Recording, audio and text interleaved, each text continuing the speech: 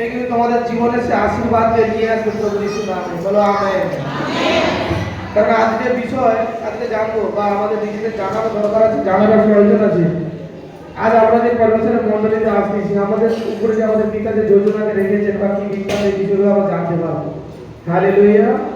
আর আজকে বচনকে হৃদয়ে কাটো। আজ বচনকে তোমার এমন তুমি না পরিস্থিতির মধ্যে এখন থাকো বা তোমার মধ্যে এমন কোনো চিন্তা ভাবনা এখন না থাকুক যে কি বচন তোমাদের জায়গা করতে পারবে না। বচন তোমাদের থাকবে কি থাকবে না?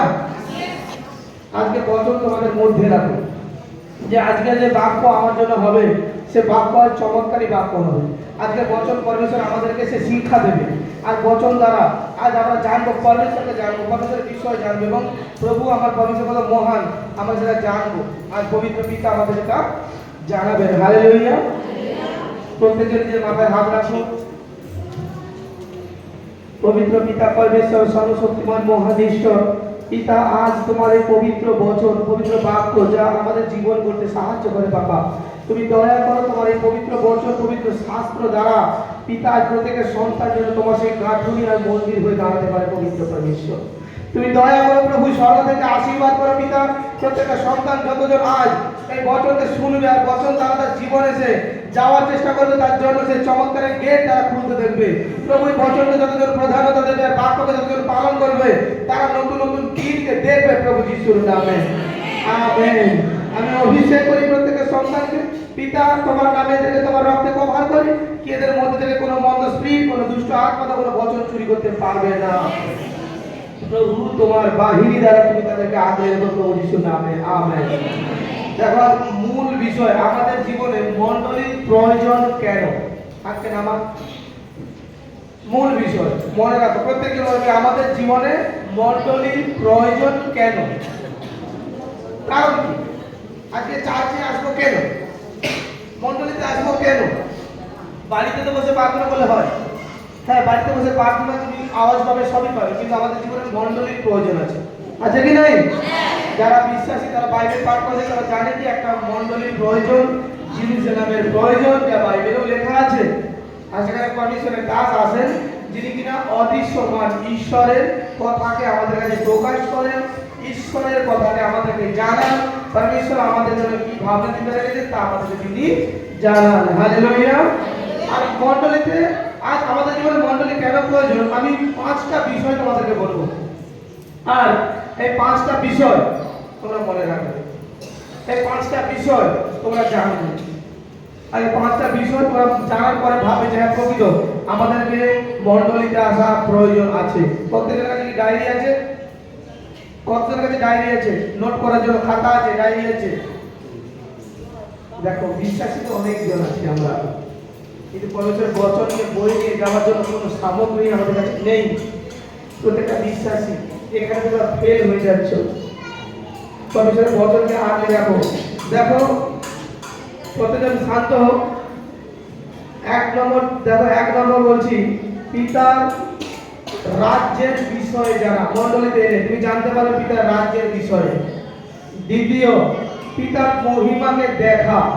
তৃতীয়, আত্মিক হওয়া, যা আমাদের জন্য প্রত্যেকটা বিশ্বাসের গুরুত্বপূর্ণ।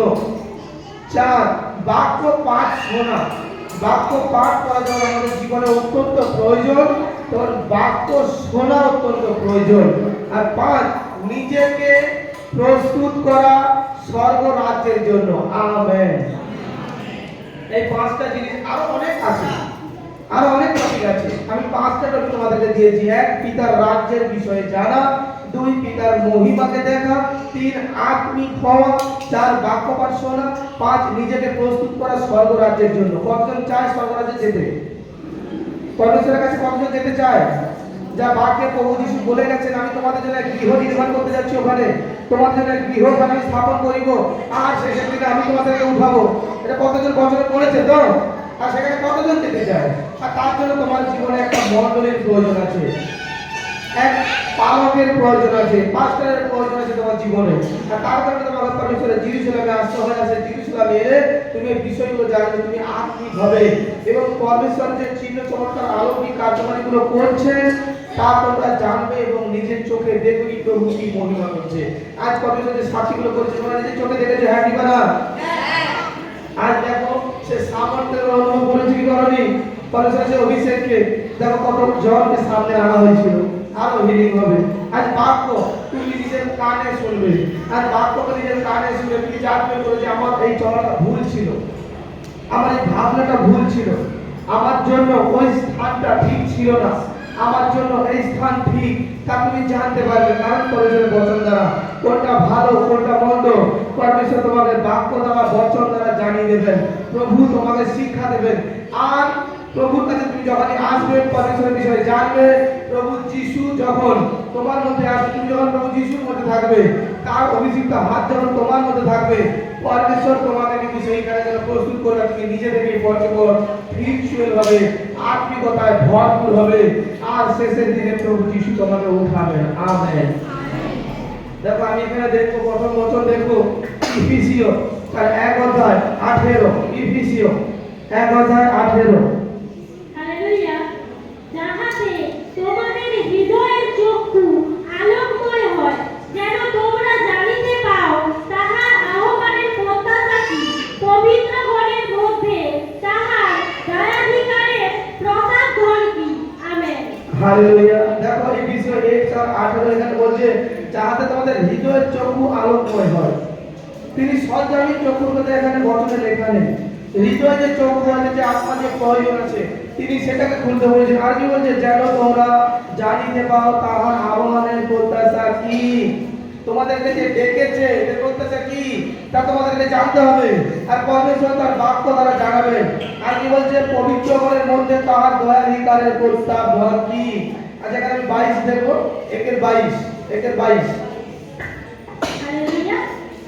আর তিনি সমস্তই তাহার চরণের নিচে বশীভূত করিলেন, এবং তাহাকে সকলের উপরে উচ্চ মস্তক করিয়া মণ্ডলীকে দান করিলেন। আমেন। 23।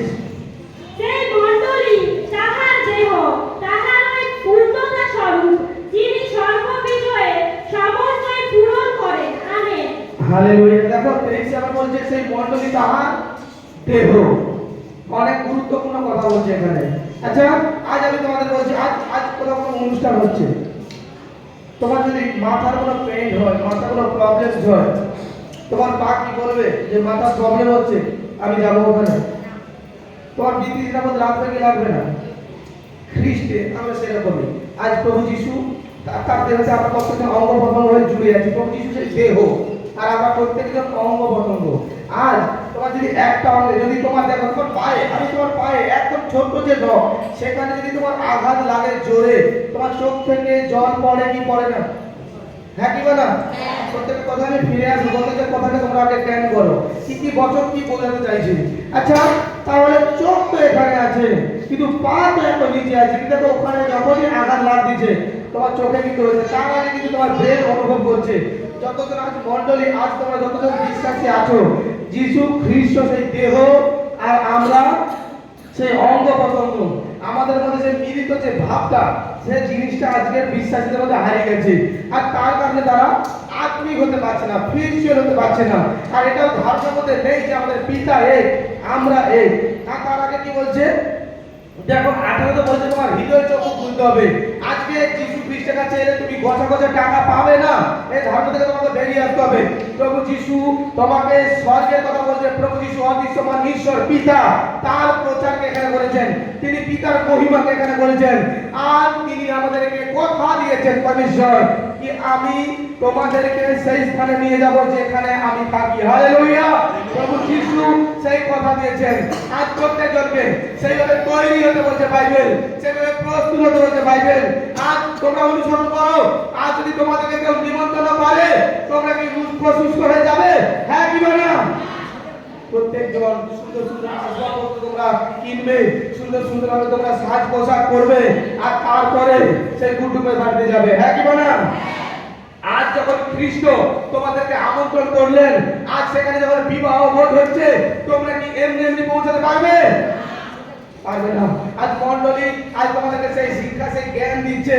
যেমন তোমাকে এখানে নিমন্ত্রণ বাড়িতে তুমি যদি যাও, তোমাকে ভালো পোশাক পরতে হচ্ছে, সুন্দর বস্ত্র পরতে হচ্ছে, আর হাতে তুমি একটা গিফট নিয়ে তার বাড়িতে যাচ্ছ, হে বন্ধু, মাসি, কাকিমা ইত্যাদি ইত্যাদি। এখানে আমরা এত পাপ অন্যায় করার পর যদি আমাদের মধ্যে এতটা মলিনতা থাকে, যিনি অতি পবিত্র, যিনি পরমেশ্বর পবিত্রতা জ্যোতির সামনে দাঁড়ানো আমাদের কোনো ক্ষমতা নেই, তাহলে তিনি যখন আমাদেরকে আমন্ত্রণ করলেন, আমার পরমেশ্বরের কাছে আমাদেরকে কেমন দিতে হবে? বিরোধিতা করে, কাউকে নিন্দা করে, কারো কটূক্তি করে, কাউকে ছোট করে, কোনো মানুষের পিছনে লেগে কোনো দিনের জন্য সে যেতে পারবে না। কোনো দিনের জন্য এটা এখন হচ্ছে জগতে কি আর বাইরে কি আর ভেতরে কি, এটা হচ্ছে। মন্ডলী বলছে তোমাদের হৃদয় চোখে তোমরা খুলো, হৃদয় চোখ করে তোমরা আগে যাও, আর আগে জানো পরমেশ্বরের যোজনাকে, আগে পরমেশ্বর তোমার জন্য কি চায়। প্রভু আর চির চমৎকার, আমি যদি আসি চির চমৎকার হচ্ছে তো। আচ্ছা এখানে দুষ্টতা ছাড়া তোমরা দেখেছো?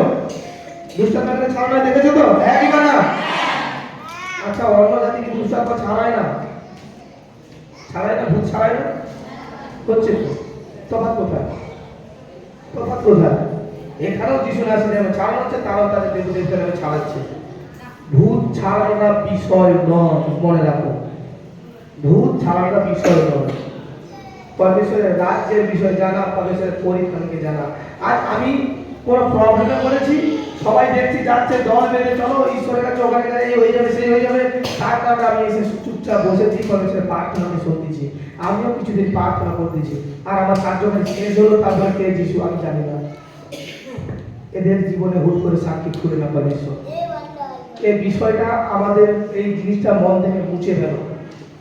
যিশু খ্রিস্ট পরিত্রাণ দেওয়ার জন্য এসেছিলেন, তিনি পরিত্রাণ দিতে চায় আজ তার পবিত্র আত্মা দ্বারা। আজ হ্যাঁ, এবার আমি আসি, তাহলে মণ্ডলীতে রোগী সুস্থ হচ্ছে কেন?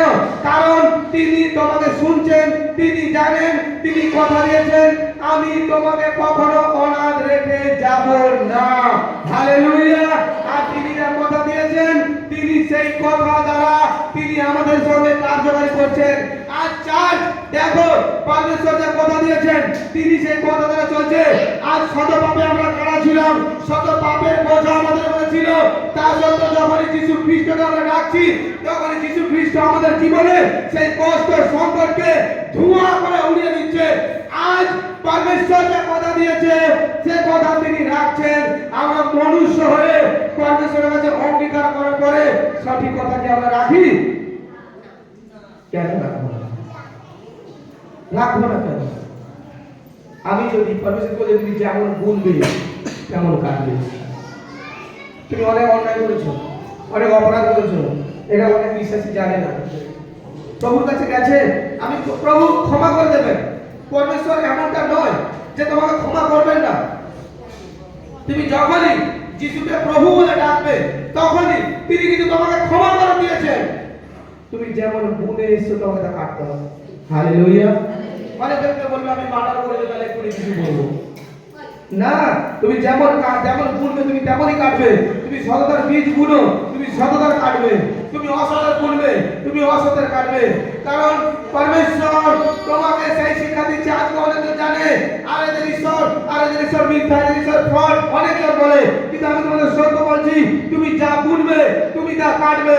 তুমি সততার বীজকে বোনো, তুমি সততার বীজ কাটবে। যে পরমেশ্বর পিছনে শ্রম করে তার শ্রম কখনো বৃথা যায় না, কখনো যেতেও পারে না। সে যেমন শ্রম করবে তার বেনিফিট সে কাটবে।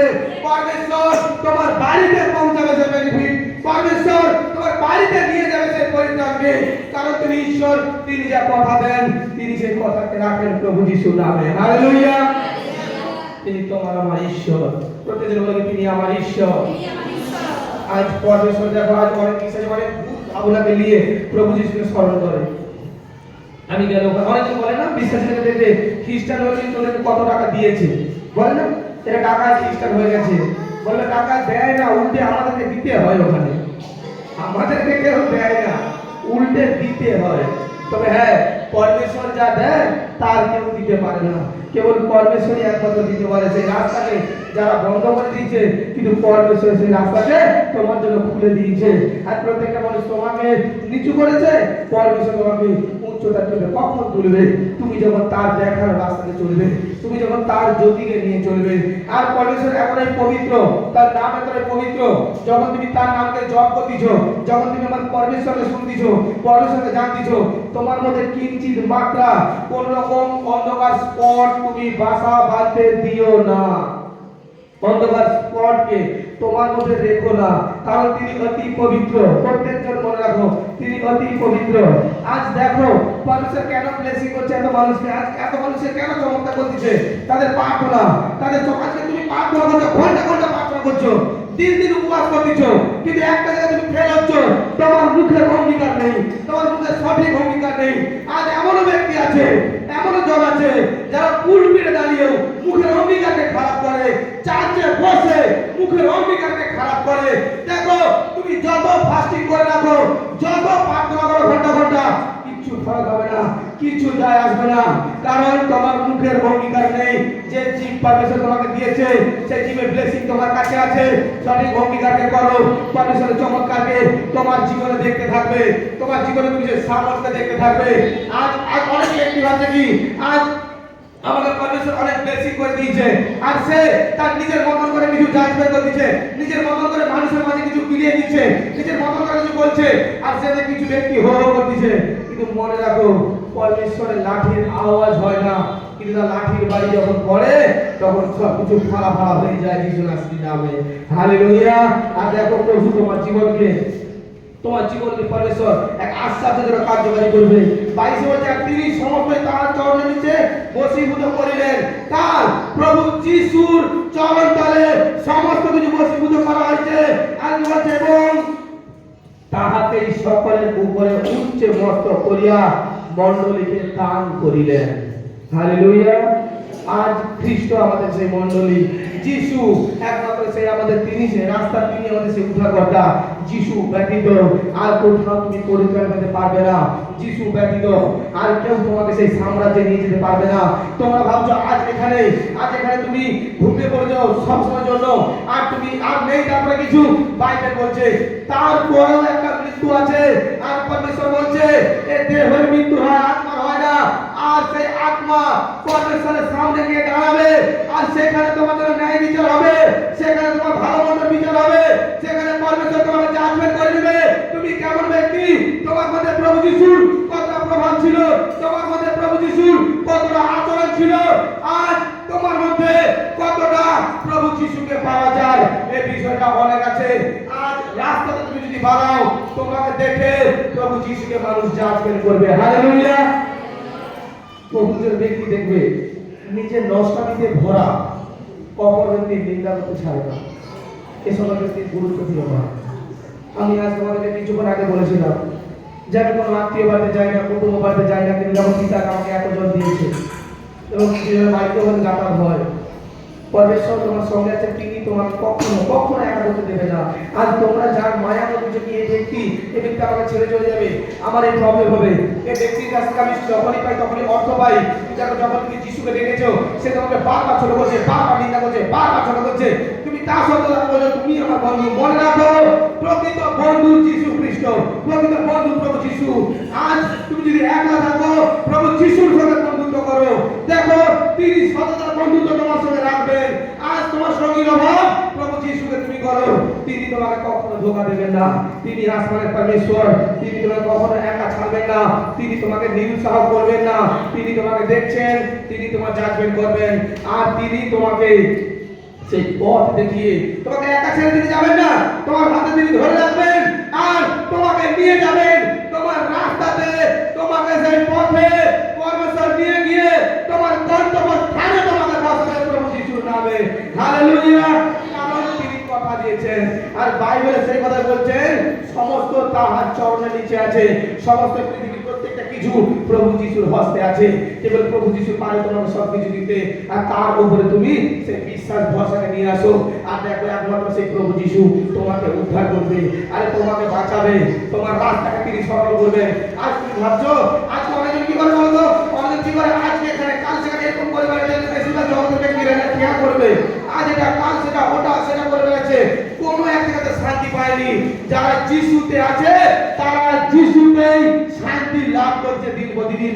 আরে হ্যাঁ কি বলে, কারণ যিশুর কাছে প্রকৃত শান্তি আছে, প্রভু যিশুর কাছে প্রকৃত সুখ আছে। তিনি তোমার আমার ঈশ্বর। আমেন।